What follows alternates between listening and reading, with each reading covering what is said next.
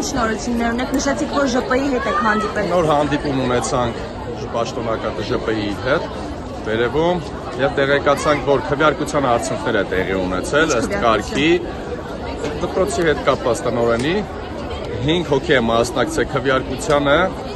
3 հոգի կողմ է արտահայտվել, 2 դեմ եւ պարզեցինք, որ քաղաքապետարանի վարչությունը կողմ է արտահայտվել տնօրենին, ԿԳՄՍ նախարարության 2 անձ է դեմ քվեարկել, հավանաբար 3-ը 2-ով տոկոսային գործակցով տնօրենը չի անցնում, բայց եթե քվեարկեին 4-ը 1-ի դեմ կանցներ, այս պահին տնօրենի հետ չկարողացանք խոսել, բայց տեղեկացանք նաև, որ ինչ որ գործընթաց է սկսելու տնօրենը